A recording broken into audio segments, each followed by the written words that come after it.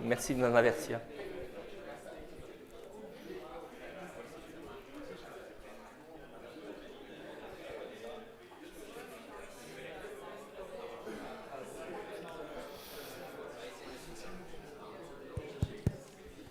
So, hello everyone. So, today we have the seminar general. We have the pleasure to welcome Remi MONASSON. So he's a CNRS researcher at the physics department of École Normale Supérieure. So he has many works in from statistical mechanics of disorder systems and to biological systems and to biological sequences and neuroscience. And today in particular, so he will talk about energy and computation in natural neural networks. So thank you. Okay, thank you very much, Jorge, for the invitation to be here. It's a real pleasure. Jorge told me that actually I was free to tell you about things which are not really in the core of physics. So I took this freedom, this authorization very seriously. So I'm going to tell you about a subject which is actually deeply related to physics, but also to other fields, to neuroscience, and also to machine learning. So this is how energy is actually constraining computation and how computation can be also energy efficient. So it's an issue which is very important. And I just want to say as in the introduction, so I'm not going to talk about machine learning, it's very hard actually to avoid reading these kind of things in the news. So that's just something I got from this website 2 weeks ago. Maybe you have heard about this news, right? That there is a gigantic plan by OpenAI and NVIDIA to actually build a gigantic data center with about 5 million GPUs. So just to give you an idea, 5 million GPUs, this is orders of magnitude more than what was necessary to train ChatGPT-4. And that actually, the power needed to run this data center would be equivalent to 10 nuclear reactors. So this is really gigantic. It's unclear whether actually this announcement was only to deter competition, maybe, or no, but we'll see what is going to happen. But it's just an idea about what is going, it gives you an idea about what is going on in the field. And here are two numbers about the percentage of electricity consumption which was used last year in the US, which is about 1.5 or 2% of the total consumption. And the estimate for 2028, so in 3 years from now, is going to be 10 times bigger. And I just want to make this a little bit more clear, and this is some data that you can see here, this plot, where you see that's a nice one, which actually has collected all the main algorithms in machine learning. And you see the first one, you probably have heard about the perceptron learning algorithm, which is a very simple one, right? Linear neural networks from Rosenblatt at the end of the 1950s up to deep networks, which are here over the last 10 or 15 years. And you see, as a function of a year here, the, let's say, training effort in terms of flops, right, needed to train the corresponding models. And it's gigantic if you see here in semi-log scale. There are about 20 orders of magnitude, which are spanned by this training effort, right? And the slope here in the semi-log plot is actually about 4 over the last decade, right? And this slope here, this factor 4 every year, is not compensated by the efforts in the efficiency of GPUs, that is the gain, which is only 1.2, according to some estimates.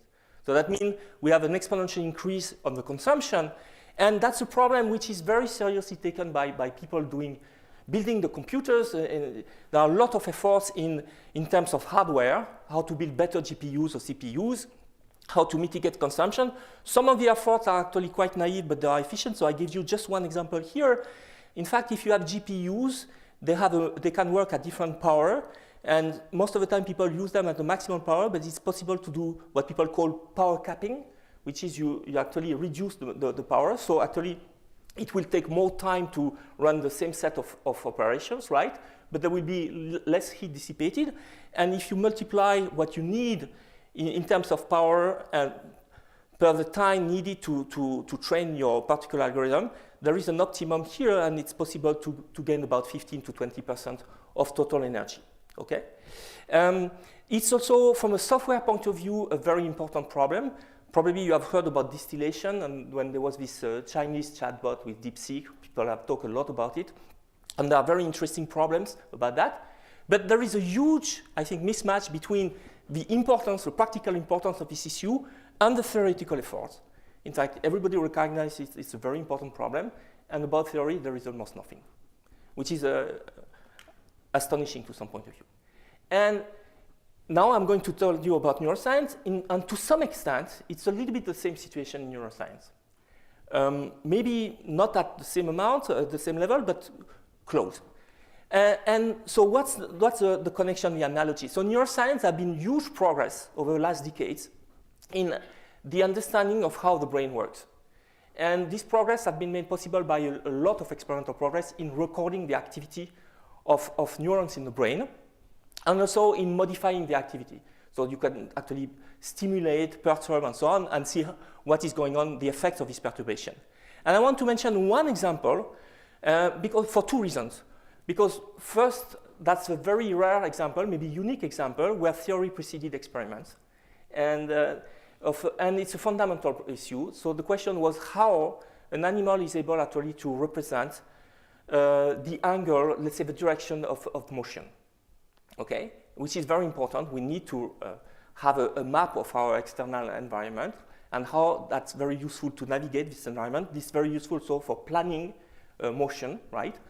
And what you see here is an experiment which was done about 10 years ago in the Jarayaman group in Janier Farms in the US, where they looked at flies and how the direction of the head of flies is actually encoded in the brain of flies. And they have found actually a ring of neurons in the ellipsoid body of the brain. And essentially, you have a circular geometry, and this is seen from the top, okay? So you see a cut of this ellipsoid body, and the color code corresponds to the activity of the neurons. So essentially, when you have a very bright spot, that means the neurons along this circle here are very active. Red means less active, and black means essentially silent. And the fly has a head fix, and is presented some stimulus on the screen here, and it's moving at different position, right? And what you see is that actually the position of the spots is actually tracking the position of the neurons, of the activity of the bump of activity is actually tracking the position of the spots. And this can be done also without any visual stimulus if you actually rotate the head of the fly. So that means only from, let's say, acceleration information and so on, the fly is able to maintain an information about its angular direction, right? And it's a beautiful example of something which is non-trivial and which was actually predicted in a different context, but I mean the model that people have used from the 1970s by Amari is very similar to what has been discovered in this experiment. So I wanted to mention that because I'm going to talk about this later in the models we have been doing.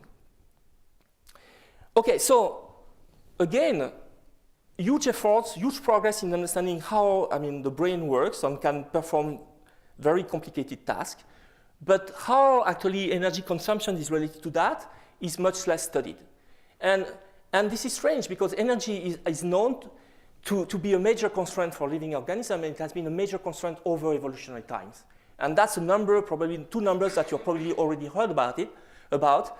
Our brain is about 2% of our mass, of our body mass, and about 20% of the energy consumption, and only kinase are worse, in the sense that it's even a smaller mass, of course, but if you look at the fraction of the energy which is consumed, that's important. And so that means actually computation is not cheap. It requires a lot of energy. And obviously, over evolutionary times, our brain has evolved to be very efficient from this point of view, but still, it consumes an important fraction of our intake. So there are a lot of questions about this, and in fact, there are beautiful facts in biology which are known that, for instance, some animals during winter, when they hibernate or when in some situation, or for instance, birds that actually need to song and to have a very accurate and developed songs in spring only and don't need that anymore. So the weight of the part of the brain which is related to this function actually change over seasons. So some neurons are lost and reproduce through neurogenesis at different times in summer or fall and so on, or there are less connection and so on. So that means the brain is constantly optimizing, okay, its connection and the population of neurons to try to minimize this consumption. So it's a super important constraint. Yet, despite these facts, there is a limited body of works that actually try to understand how these computations are related or impacted by energy availability. And I want to mention two of them.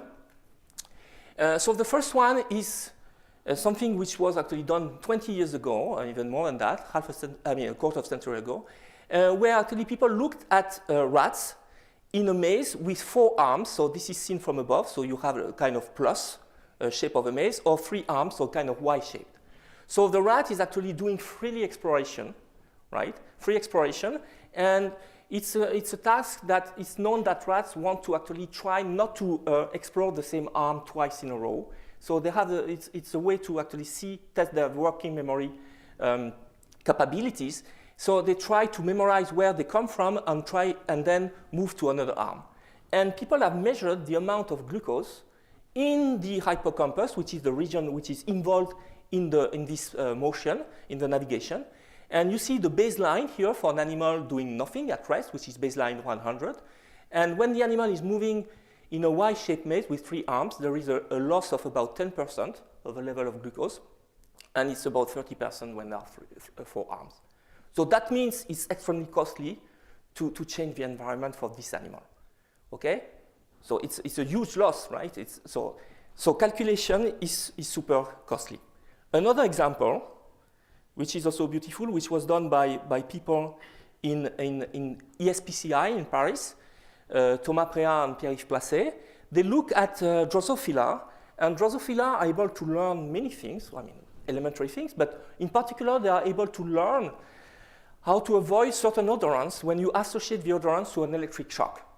So the flies want to avoid the shock, and if you present an odorant and then the shock, under some particular presentation protocols, the fly is able to learn that and to go away when the odorant is present. That's for normally fed animals. If you have a starved fly which has not eaten for 24 hours, the fly is not able to do it. Okay? So that means that it's not able to associate an odorant to something really bad. But now you can actually deceive the fly and fool it and activate the center which is responsible for this long-term memory. And then the fly will learn that, and then it will die. And so essentially what happens is that there is a substantial reduction in the lifespan of a fly if you actually force it to learn something that it's trying to avoid to learn. So there is a huge metabolic cost in learning things and in computing. So 2 examples. Okay, so despite this important fact, there have been few theoretical, let's say, attempts at trying to connect and to understand from a theoretical point of view how energy is related to consumption. So I want to show you 2 things we have been doing, which are actually elementary from a physics point of view, but you will see a connection with statistical physics. And we have been looking at 2 different regimes. So let's say the 2 extreme cases. First case, you may imagine that you have plenty of energy available, and the animal is trying to do some task, is achieving some task, and we would like to track actually the energy consumption and see whether actually we can predict this consumption and how it fits with models. Okay? So that's the first thing. I'm going to explain you that in detail. So we would like to see where the energy is going. So there is a need for energy to produce some activity for synaptic currents, and we would like to see that in details. So we'd like to test the validity of some biophysical hypothesis. And there is another regime which is even more interesting in a way, which is what happens when the energy is lacking. So suppose you are in a regime where there is a severe shortage of energy, and now how is the computation adapting to that? How is the brain adapting to this shortage to maintain basic performance and basic computational abilities? Okay? And that's a very important thing. Because when we talk about the 20% and 2% of our brain, the mass and the consumption, that's only numbers on average. So on average, the consumption is low, right?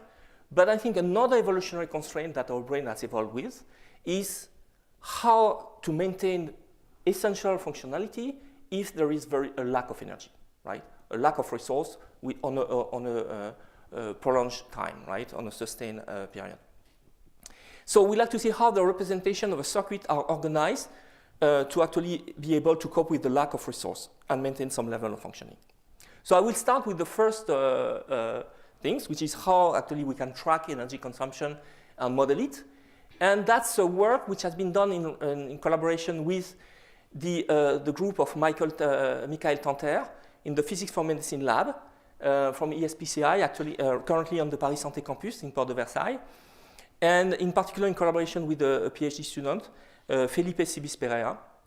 And what these people do is actually they are able to track something very important, an important information, not about the neural activity, but about the blood flow in the brain of an animal when the animal is exploring some environment. It's actually just a 2D environment with nothing in it. So it's just free exploration. The rat is moving on this plane here, and you have a drawing of that. And the analysis was done by a PhD student in the lab, Sebastian Castedo, in collaboration with Simona Coco at the Laboratory of Physics at ENS. So what is the experiment about?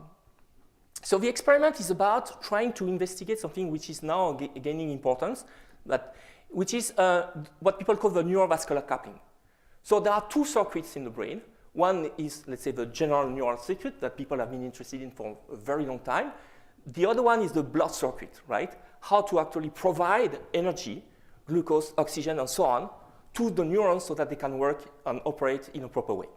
And the coupling between these two circuits is actually not so well understood, and it's the subject of this experiment.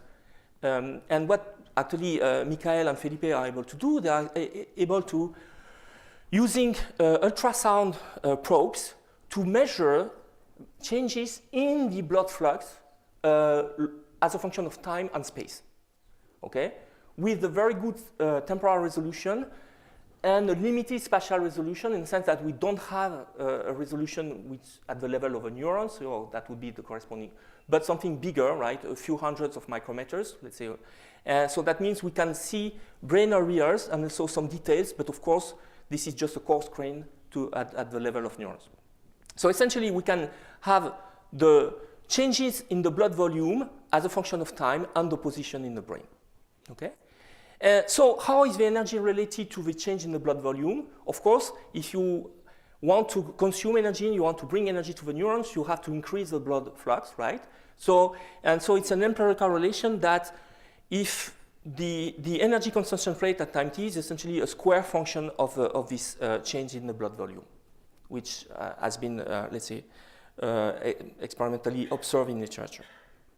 Okay, so we have a proxy for the instantaneous energy consumption rate, and we'd like to see how this can be related to what is going on in the brain. So now I'm going back to what I told you before about the fly. So here experiments are not on flies, but they are on mice, right?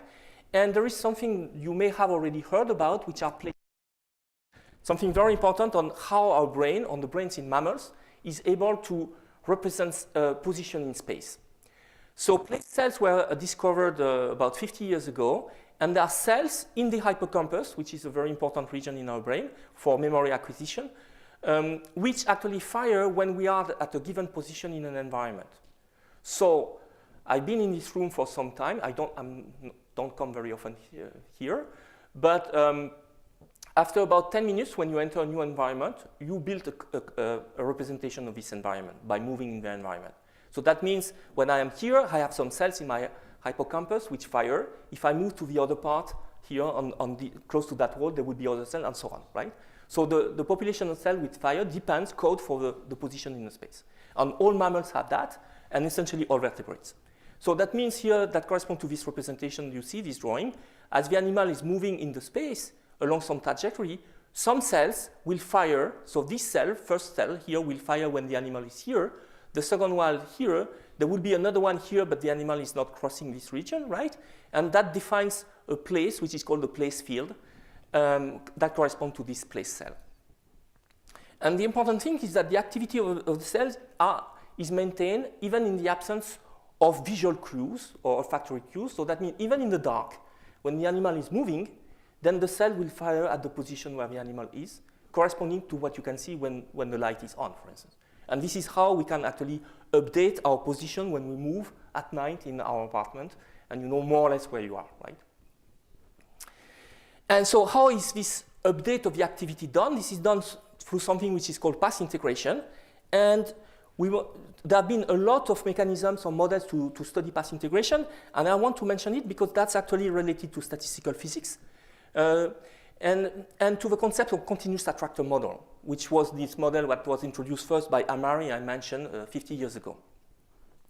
So the idea is that in the neural population in the hippocampus, you have a group of neurons which fire, and that the fact that they fire together code for the position of the animal. And as the animal is moving, this group of neurons is moving also in the hippocampus.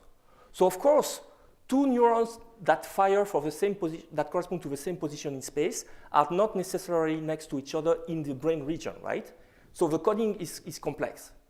But this group of neurons, if you think about it, is very similar to what you have in all models of a lattice gas, of a liquid vapor transition, all lattice gas models that were introduced by Lebowitz and Penrose in the 1960s, where essentially you may imagine that you have the neurons correspond to 0 and 1, depending on whether they're active or silent, and then they code for some position. So I can represent on a grid here, just to have a discrete space, each neuron, and that would correspond, if it's active, I would say, okay, I have a particle at this particular position.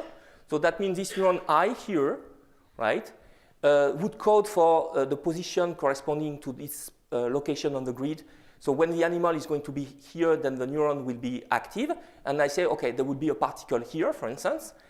And then other neurons will be silent. So that means these sites are empty. Okay? So now if you consider a Hamiltonian where you have attractive interaction at short ranges here, so it's going to be a function which decays with the distance between the position these two neurons code for, I and j, right? Then what you will have if you work at fixed magnetization, fixed number of particles, so essentially is a bump of high density, right, of particles, because you have attractive interaction that will cluster together, and it will be surrounded by very low density vapor, right?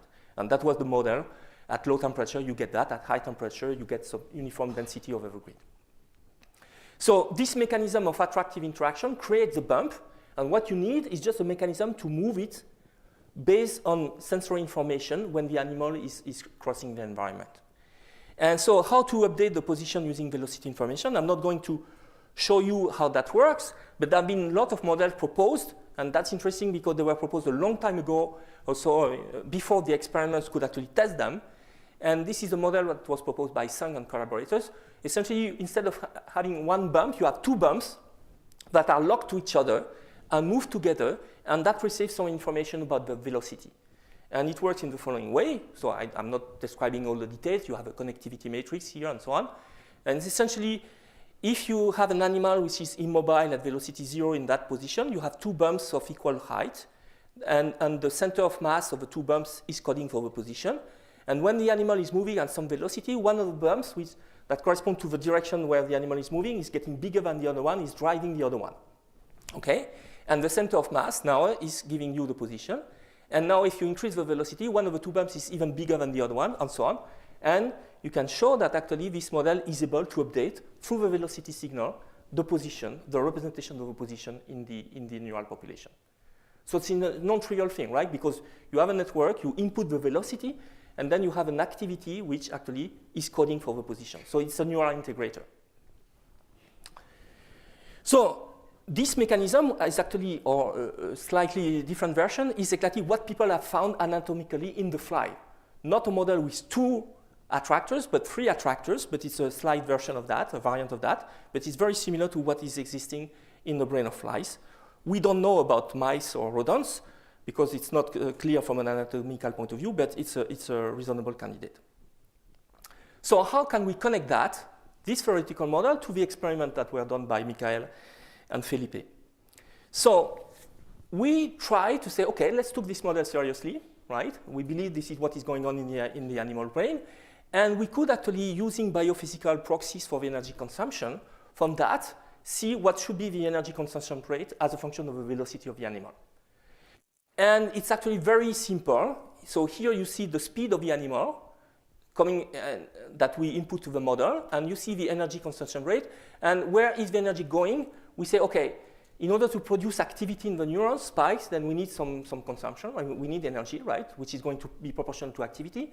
And what is even more important than that are all the synaptic currents corresponding to the interaction between the neurons. And actually, most of the energy is not consumed in producing activity, but in producing currents, connections, and communication between the neurons. And if you look at that, both actually scale as the square of the velocity. And the reason is very simple. So essentially, if you look at this bump of activity I was mentioning, it corresponds to some neurons here having some activity, that's a black thing. If you increase the velocity in the model, you recruit more neurons to code for the position, and they are more active. So if you have an extension along the x direction, which is the number of neurons, which is increasing linearly with velocity, and the activity is increasing linearly with velocity, then the mean activity is actually increasing in a quadratic way. So it's a super simple prediction, super robust, and we wanted to test that in the experiments. Just want to mention that actually it's known in completely different experiments that it's one of the two things I'm saying here is actually true, that the firing rate, is actually increasing with velocity. So the activity of neurons, if you increase the velocity of the animal, is going higher. That is known. But about the number of neurons which are recruited and participating to the coding, that's not known, because it's actually quite tough to understand, because you would need to know that more neurons are actually getting active, so it's tough. It's easy to see a cell and to track its activity when it's active, but to have a cell which is silent and becomes active, it's more difficult to detect. So it's a very robust law prediction, except if you are not able to recruit more neurons, so if your brain is very limited, and the brain of a fly is very limited. So the brain of a fly doesn't have an exponent which is 2, it's closer to 1, because there are very few neurons participating to this coding. They can be more active, but you cannot recruit more. So most of the time, you would expect exponent 2, but it could be closer to 1 if you have a very limited brain. Okay, so how do we compare this to the data? So what we did was a very simple fit. We just look at the CBV, so the change in blood volume as a function of time in the hippocampus, which is this region where this coding in terms of place cell is present, and try to do a fit with some exponent alpha, and we do find that the best fit corresponds to alpha equal 2. Okay. So I want to be cautious here. If you subtract the part of the change in the blood volume that is related to velocity, if you look at the residual, right, you still get a lot of things that vary with time. So the blood volume signal is super complex. It's an animal running, right? A lot of things are going on in the brain. We just claim that we can explain a part of it which is related to the velocity, right? There is another part we change over time. I don't know what it's doing. Still, it's a good indication that something is true, because this correlation between the linear velocity of the animal and the blood volume we see only in the hippocampus. When we look at other brain areas, we don't see that. And it's known that the path integration should be there, and also in very connected nearby areas. And there is another indirect proof, which is very nice, I think, is that if you look at some regions which are known to code for angular head velocity, in the thalamus, for instance, then we see a correlation between the angular head velocity of the animal and the blood volume, but not with the linear velocity. So it's a good indication that the model is capturing something. But of course, the signal is very complex. Okay, so essentially at the end of this first part, we have some indication that the biophysical proxy that synaptic currents and activity are where the energy is consumed is true. That's not very surprising, but we have now a connection with a microscopic model, which is nice and which can be quantitative with experiments. So now I'd like to move to the second part, which is actually pushing the limit between the connection, pushing the connection between energy and computation in a case where energy is not very much available. So the question now is how computation adapts to energy constraints, how performance can be resilient, and how the representation of the circuits are made actually to be resilient. So for that, we collaborate with a group in Edinburgh. So Zaid Padamseh was a postdoc with Nathalie Rochefort at University of Edinburgh. And they have been published a paper, very nice paper in 2022, so 3 years ago, where they look at mice which are food deprived for 2 weeks. So these mice lose about 15% of their body weight, which is the maximum legal, in Scotland and also in France, actually. And then they first did a simple experiment, which is a behavioral experiment. So you have mice here, and they have to make a choice.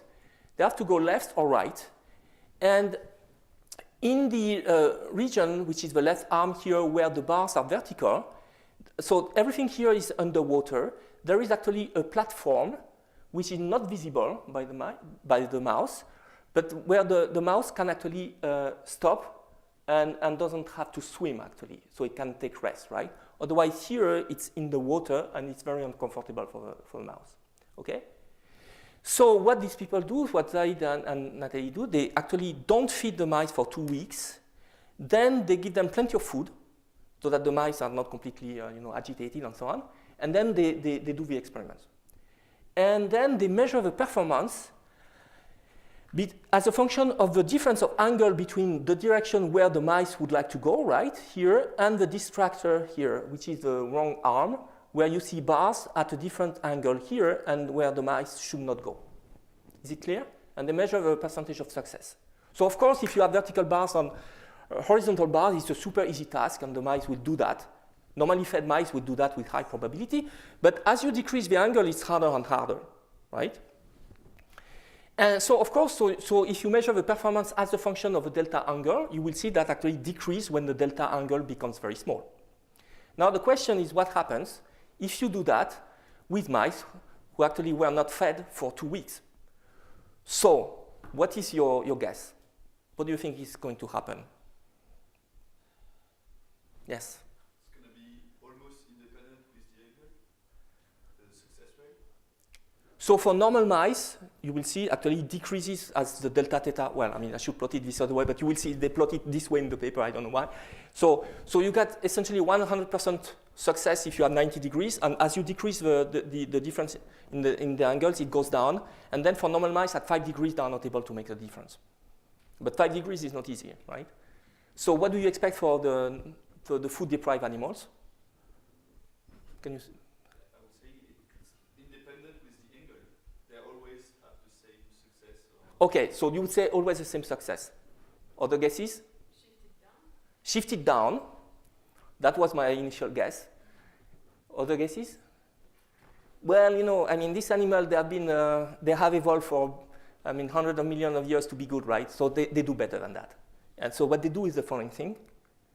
They actually do exactly as the normally fed animals, up to 10 degrees. So they fail miserably, not at 5 degrees, but at 10. And I would say, I don't know what is actually the everyday life of a mouse, but I would say in most applications, most tasks, there is not a big need to actually being able to resolve very small delta angles, right? So that means you have a very nice examples of a graceful degradation of performance. So the brain is able to work perfectly and do the task as the normally fed animal, okay? So actually there are essentially no resource available for a long time, right? And then at some point it will fail when the task is too hard. So think about how computers work if you get rid of electricity for 2 weeks and what you would get as performance, right? So that's a very nice example. So when I saw this result in the paper, I found it beautiful. And actually in the paper, they had more than that. This was the behavior, but they had actually a lot of data about what is going on in the visual cortex, where they put electrodes to measure the activity of the neurons. And this, I will tell you, Sebastian and Simona and myself, actually, we got into contact with them to get some of the data, because a part of the analysis they had not done, I'm going to explain you. So how is the coding of the angle done in the brain? So it's a question that has been of interest for people in neuroscience for a very long time. And there are famous experiments by Hubel and Wiesel, who got the Nobel Prize for that in 1959, for an experiment done in 1959, when they actually discovered in the visual cortex neurons which are actually firing depending on the orientation of the bars which are presented on the retina of the animal.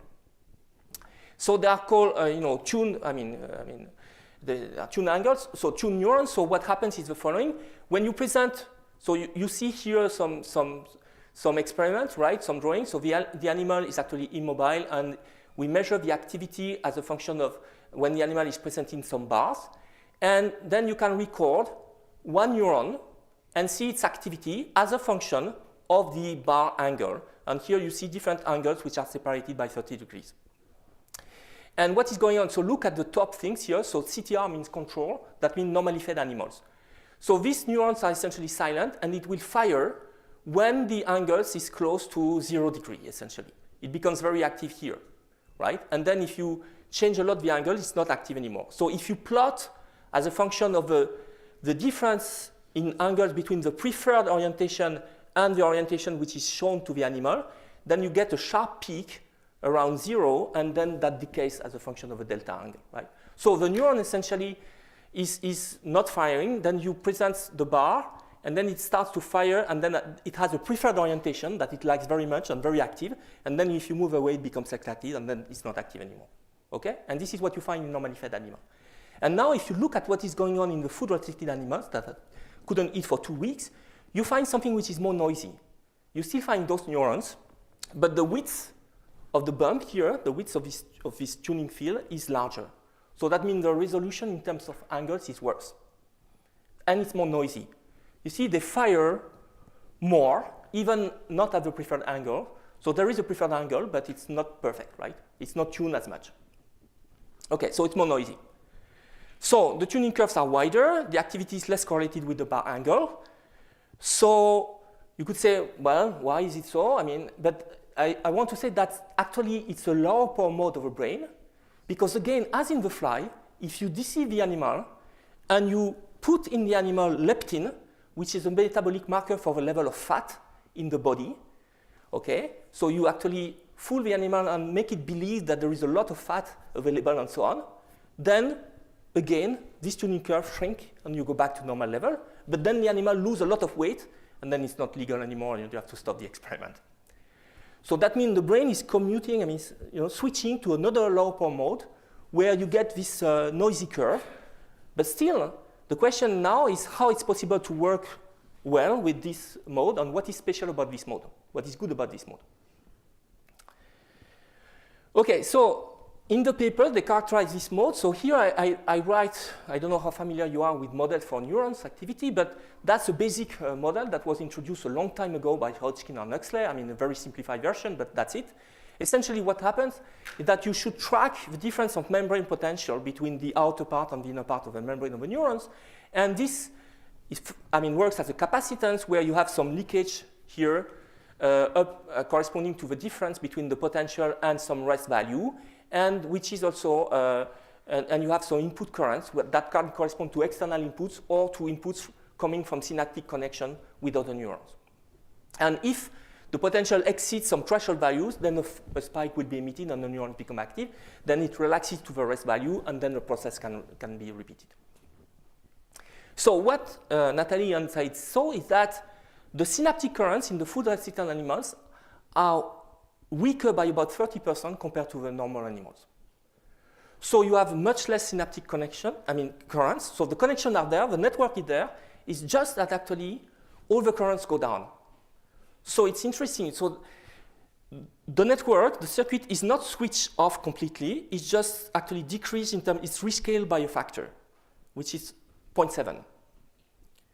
Since, as we know from the first part of the talk, that a lot of energy is consumed in these synaptic currents, that's very good. So that reduces a lot, actually, the energy consumption by the same factor, 30%, which is very nice. But what we see also in the experiment is that the mean activity of a neuron is not changed. So the fact that you reduce the currents and don't change the activity, that means actually the activity is more noisy. It's actually less correlated with actually what is presented on the screen. So it's more noisy, it's more random, and less correlated with the inputs. So the information is less conveyed from the input to the activity in the network. But still, you maintain an average activity which is fixed. So how is it possible that the performance is the same as in normally fed animals? So actually, one part of the data that Nathalie and Zaid had was actually calcium imaging data. That means population activity. So you can record with optical techniques the activity of a population of neurons, not with electrodes. So essentially, the neurons are made fluorescent, and they actually emit light when they are active. So you can get the activity of hundreds of neurons at the same time. So, and they had actually everything what they had been doing was looking at the activity of single set at a time, but they never looked at correlations. So we wanted to ask them the data to look at the correlation in the population. Okay? So if a single neuron is more noisy, could it be that there are some kind of network mechanism that can compensate for the noise of a single neuron? So the population of the neurons would actually compensate for what each neuron individually is not able to do anymore. So that was the idea. Or let's say that was the scope. So what we can do, we can compute the correlation in the activity. So you take pairs of neurons, and this is what Sebastian did, and he spent a lot of time to do that. It seems easy here on the slide. It's not, because the data have a lot of problems. But you can compute for all pairs of neuron ij the correlation, which is just, let's say, the joint probability that the two neurons are active within some time window, minus the square of their mean activities. And if you do that, what you see is that the correlations between the neurons are higher in the food-eating animals. So you have more correlations, so that means, and so that was a surprise first. So you say, how is it possible? If you decrease the synaptic connectivity, or currents, how can the neurons be more correlated? And why is it good to be more correlated? So it seems actually bad to be correlated. Why is it bad? It's a very simple reason. If you have sensors and you want to extract some information about your environment, and you have sensors, n sensors, you would expect that the error you will make as you infer something is going to scale as 1 over square root of n. If you have more correlated sensors, that means the effective number of sensors is decreasing, so the 1 over square root of n is getting bigger, so that's a very bad idea to have correlations, right? You don't want correlations. And in fact, we could test that in the data. So here are the performance. So we take the real recordings in food-restricted animals, red, in control animals, normally fed animals, blue, and we just train a decoder of the angle based on the data. We know the right angle, we know what was presented to the animal, we just look at their activity, the activity of the neurons that were recorded, and we train a simple classifier to detect the angle, and we see the performance about 70%, which is the same in the two conditions. But now we can actually kill the correlations. And how is it done? It's very simple. Actually, the same experiment was repeated 10 times. So what you do is you can reshuffle your data between the trials in order to kill the correlations, right? And now you have perfectly uncorrelated neurons. So you keep only the mean activity as a function of the angle of the bars, and you train again your decoder, and now it's 90%. Correlations are bad. So now it becomes very strange because correlations are bad, there are more correlation in food-restricted, and the performance are not worse. How is it possible? So that was the puzzle. So now we have to be careful, because when we say that correlations are bad, that's just a statement about the intensity of correlation, but there is much more than intensity, there is also geometry. So we have to remember we are in a very high dimensional space. So n neurons, that essentially, and n is big here, so in reality n is hundreds of thousands, and in the recordings, a few hundreds. So how is the situation impacted by the geometry? So here is a very simple drawing that can be done on a slide, where you imagine two neurons and two bar orientations. So on the x-axis, you have neuron y, and that's its activity. On the y-axis, you have neuron 2, and that's the activity. And each point here, you see some kind of circle, but you can imagine that there are many points that would correspond to the joint activity of the two neurons at a given time. So the center here, S1, would correspond to the mean activity of the two neurons when you present the bar like this. And if you present a bar like this, you would have another mean activity, that's S2. And since the system is stochastic, you have fluctuation around that correspond to these disks here. Okay? And the question is, if the two disks are not overlapping, that's very nice, because actually if you look at one point, you can immediately decide whether that corresponds to the bar like this or the bar like that, because they're very far away. Okay? So we call the difference between S1 and S2, this vector, as the signal vector. And the disk tells you a little bit the amount of noise you would expect, right? So now the question is, are they disks? In fact, they are not disks, and that's the whole thing which is important here. And you can have ellipsoid, right, if you imagine a multivariate Gaussian distribution. And the question is whether the principal axis of these ellipsoids are actually orthogonal or aligned along the signal vector. And that makes a whole difference. If you are in the rightmost situation, you have a lot of fluctuation in the activity, which is aligned along the direction which matters. That's a very bad situation, right? Because it's going to be very hard to distinguish between the two situations. But if the principal axes here are orthogonal to the signal vectors, that's innocuous noise in this situation, right? Because you have a lot of fluctuation, but they are orthogonal to what matters, and the two ellipsoids don't overlap too much, and it's going to be an easy task to do the decoding. Okay, so the question now is, okay, in food restricted we have more correlation. That means the intensity, the eigenvalues of this cloud is actually growing. The eigenvalues are growing. But what about the orientation of a cloud of noise, right, and fluctuation?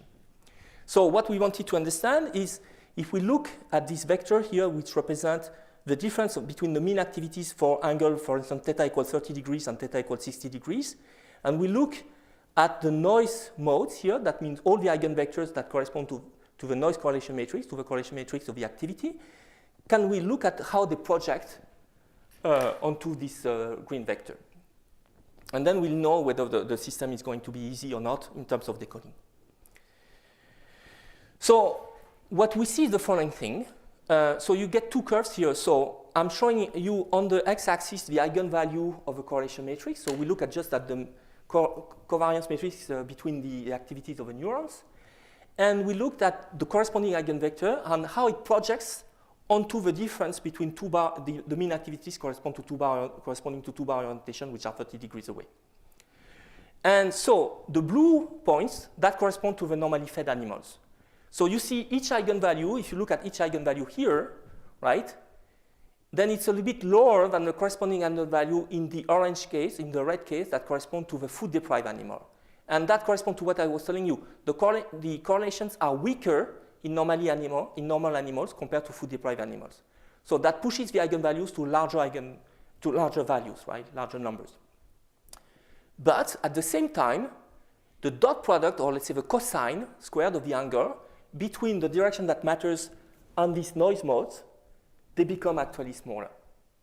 So you have more noise, but it's more innocuous, which is quite remarkable, right? So it seems that the network is wired in order to absorb the increasing noise. So the fact that the noise is increasing, there is no way to avoid it if you want to decrease the energy budget. Now, what is very non-trivial is how to actually be, let's say, not sensitive to that noise. And there is a way to do that is to turn the direction, principal direction of a noise, away from the direction that matters in this very high dimensional space. And it seems to be the case. Okay, what is remarkable also is that if you take this situation here, and then after, so 2 weeks, so you take normal animals, 2 weeks without food, and then 1 week with food, you can see that the red points, they go back to the blue values. So the brain is switching back to the normal mode. And this direction change, go back to normal. So how is it possible? So I don't know, I don't have much time, but maybe. Okay, so essentially, we did mean field theory to understand that. Well, that's not very sophisticated theory, but I mean, it's close to data, so that's not so obvious to do. So we do mean field theory, and we looked at what happens if you consider the mean activity of your population, so the mean activity of each neuron in the population, when you change a little bit the input to each neuron. And there are two changes which are important. One is changes driven by noise, and another one is changes driven by a change in the stimulus, which is either a bar like this or a bar like that. So we can compute using linear response theory some expression for the susceptibility matrix, which is actually the same as what you would get for the Ising model, where W is the interaction matrix, and D is the diagonal matrix of the magnetization. So it would, maybe the notation are slightly different, but this is the same thing as Ising model and mean field theory. What is non-trivial is that usually in the Ising model, you have interaction, you have fields, and you can play with temperature. Okay? So you go to low temperature, higher temperature. Here, it seems that actually the system has managed to play independently with the intensity of the field and the intensity of the couplings. That's a whole difference, which is very nice. So what you can see is that there are two parameters, one which is rescaling the whole, R is playing, which is the resistance at the cell level, at the neuron level, which is playing the same role as the inverse temperature beta, and another one, which S, which is rescaling the synaptic currents so that the intensity of the interactions. And they are independent from each other, okay? So it's an Ising model where essentially you can tune the intensity of the couplings and the field independently. So now, based on this thing, we can compute the correlation matrix, okay? And we can understand why the eigenvalues in the food-eating animals are actually bigger than in the control animal, normally fed animals, and they are bigger by some factor, which is experimentally measured as the ratio, the square of the ratio of the input resistance to the neurons. And we see also that this factor is true for the small eigenvalues, and there are corrections for the large eigenvalues. So that means the spectrum of the correlation matrix is actually shifted to the left, to the right, so you get larger noise in food assisted, but also at the same time it gets actually more narrow. And this effect is seen in the data, and we see it from the theory. So that's one thing, and then we can also see what happens if we look at the dot product between the signal and the eigenvectors of this correlation matrix, and we get a simple expression in terms of a noise of the correlation eigenvalues lambda I. And sorry, it's not delta rho the I on the right, is delta x vi, where the delta x are the change in the inputs. And so that explains the linear relationship I showed you before. You have a linear relationship between the eigenvalues and the square dot product. But it's actually more than that, because if you divide by lambda I, you see that now the points get back to each other. And that's the most important result we have. If we look at the signal-to-noise ratio, which is how much the correlation matrix actually projects onto the signal vector squared over the square of the noise, so the signal square over the noise squared, we see it's exactly the same for the food-assisted animals and for the normal animals. Okay, so there is a compensation mechanism in the circuit, and I will end up with that, which is able to do that. Okay, so I will conclude. So I've shown you two studies we have been doing in close collaboration with experimentalists to try to understand the connection between energy and computation. And in the second part in particular, we saw that very severe energy restrictions lead to a switch to a low power mode of the circuit, which is characterized by an increase in the noise at the single neuron level, but by a compensation mechanism at the network level, which is able to restore very good performance. And it's a non-trivial mechanism. So it raises some similarity with some concept in machine learning people have been interested in recently about benign overfitting. I could say more about that. I want to say that there are many other strategies at play with sparsification of the activity and cache plasticity and so on that people have been investigating. They don't seem to be entering what is going on here in this experiment, but they could be useful in other cases. But I think there are interesting questions. So first of all, how general is this network mechanism? So here we have some kind of extreme case where the animal is not fed for 2 weeks. Okay, that's an extreme case. In normal situation, that does not happen, right? But the question is whether this mechanism is at play, maybe at a lower intensity, even in normally fed animals. And there are some signs of that. There is some sign that as an animal actually spend time in an environment or spend time doing a task or spend time actually receiving the same inputs, sensory inputs, the way these inputs are actually represented in the brain is changing over time. It's not that you see something, you learn it, and that's it. It's frozen. There is a mechanism of continual learning that these representations are constantly updated. And one hypothesis is that they are updated in a way to be more efficient from an energetic point of view. Because if you see something very often, it's likely that you will see it even more often in future. So it's a very good idea to have an energy efficient representation of this stimulus, right? And that's something that we'd like to test, and from a theory point of view, also an experimental point of view. And then, of course, there is an open question, is how everything we can learn from a neuroscience point of view could be actually used for machine learning. Different kind of computations, but I think it provides some ideas that actually scaling down the interaction in recurrent networks, artificial recurrent networks, could be useful, and there could be compensation mechanisms at the population level And I'm not aware that people in machine learning use this kind of ideas, for instance. What they do is really brute force in many cases, right? They don't care about energy first. But if they could care, maybe they could take inspiration from that. Why not? Okay, so I think I will stop here, and I thank you.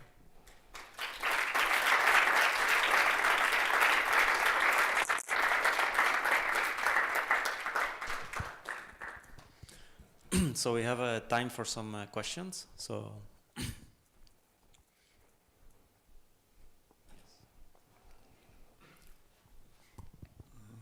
Okay, thank you very much for this talk. I just wanted to go back to the geometry of the network and this idea that you're trying to be orthogonal to the noise.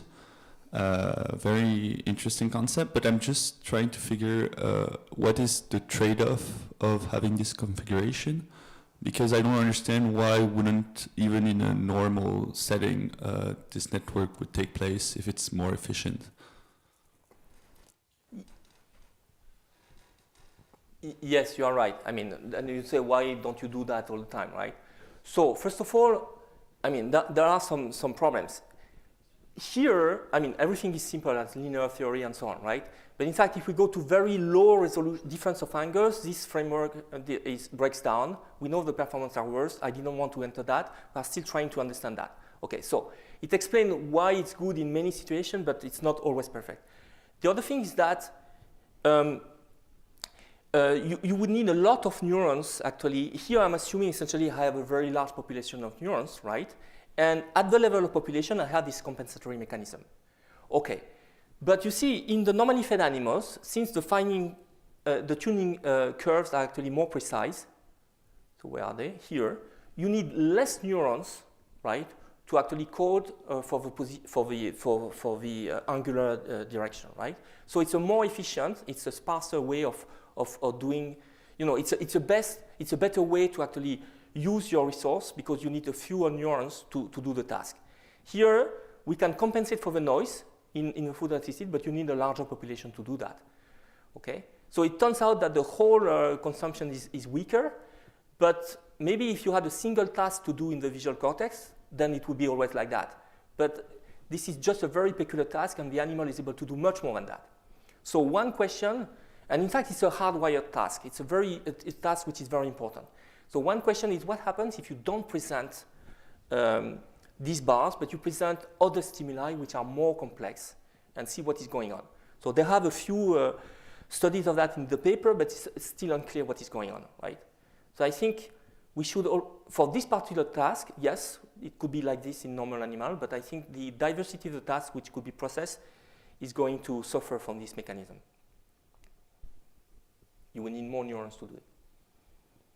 So I have one question maybe also to, so if I understand correctly, so in the other plot, so the noise, so the orange ellipse or circle, so it is growing in the food restricted, I guess, no? So yes. There's more noise. So maybe you don't need to do all of this because they're already separated. Maybe that's a way to understand. So if the circles are small enough, then you don't need to have an ellipsoid. No, because actually the length of this green vector is actually getting smaller. It's also changing, okay. Yes, it's changing because you see, the point is that since these tuning curves are getting wider, then that means for two different angles, you see more similar responses. Okay. In fact, it was completely flat, they would be exactly at the same point. Okay. So you have to cope for the things which is shrinking, you have more noise, so you have to be very orthogonal. And it turns out very simple mechanisms by rescaling the intensity of interactions, and is able to do that. Okay. So I had another question. So the reduction in the currents. So do you have an idea if it is sparse? I mean, is some particular currents that are decreasing, or it's just maybe an uniform reduction in everything? So it's a super interesting question. So there is no idea of that, but that's something that can be tested in flies. So I discussed with Pierre-Yves Placet and the SPCI, and in flies you can measure everything. I mean, it takes time and effort, right? But so that's a very interesting question. Whether actually the level of reduction of energy consumption is uniform across the network, or is it heterogeneous? And wild guess, I think it's heterogeneous, because if it were heterogeneous, you can imagine some kind of nucleation mechanism, You are very bad in some region of the network, but very good in some region. And then maybe this computation could propagate through the network. But there is no proof of anything, but it's quite possible. So in flies, we'll know the answer at some point. In mice, I think it's super hard to know everything, to know that, anything about that.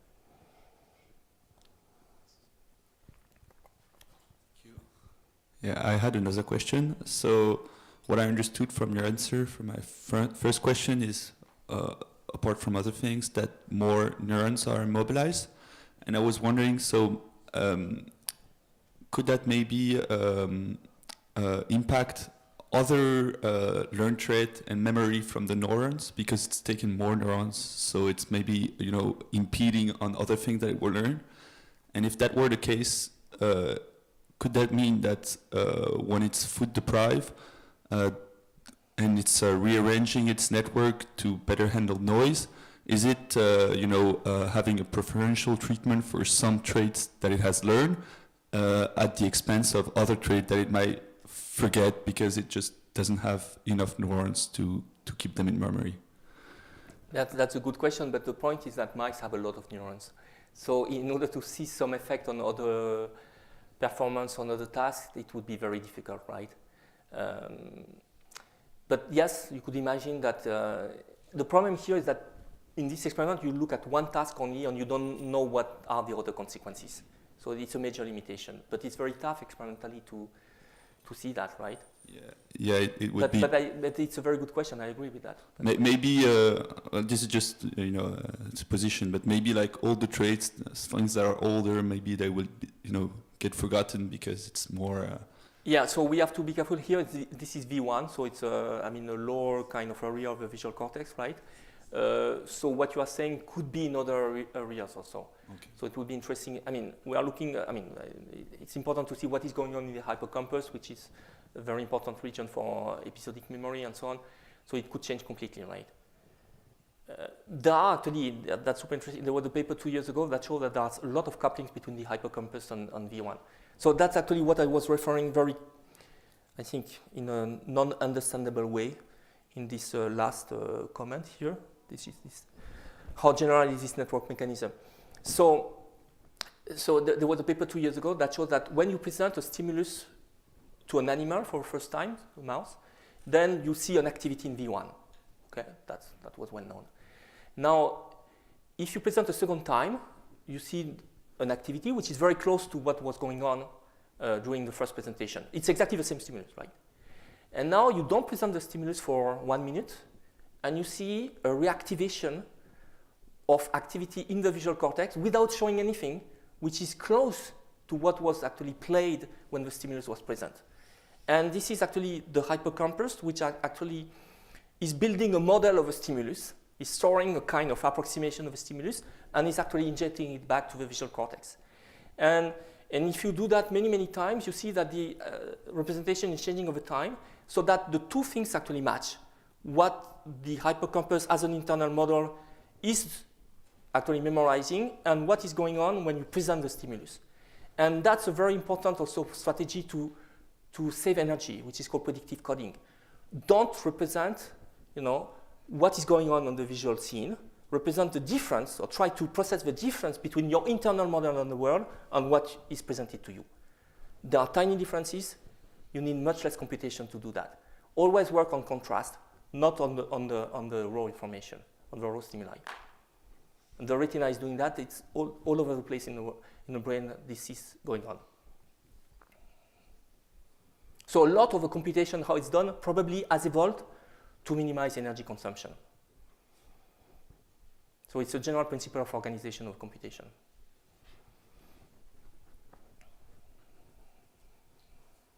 I have a very nice question. The question is, how does the energy scale if the mice runs on the treadmill instead of just running? If the mice just runs on treadmill, you don't expect much stimulus. The external stimuli will not change, right? So you mean about the first part? Yeah, about the first part. So they were not on the treadmill, right? They were normal. That's the point of the question. That's why it is very naive, but. Oh, I see. I mean, does it know about frame or? Okay, so the question is, if you have a head fixed animal, for instance, on a treadmill, Yeah. and it's running, so it's not moving in space, but it's actually moving on the treadmill. Yeah, exactly. What is going on? So the blood flux, measurement were not done. So I don't know, but my guess is that nothing will change. You will get exactly the So it will still scale with v squared. Yes, I think so. Yeah. Okay, I would have guessed that the other way, but okay.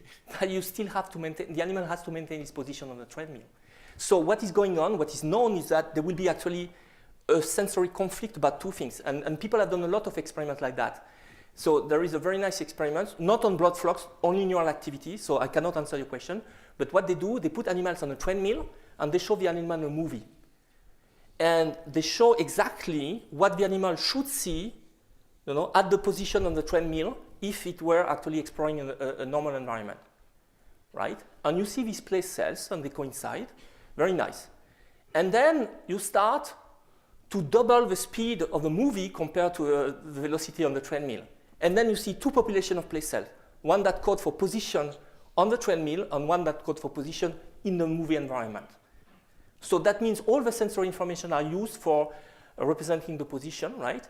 And in case of sensory conflict, you can actually distinguish the things. Now for path integration, it's just one stream of information. It should be v squared. Okay, thank you. But the experiment is not done, but I'm almost sure. Thanks. Okay, thanks. So thanks Thanks a to lot. the speaker. So if there are no more questions,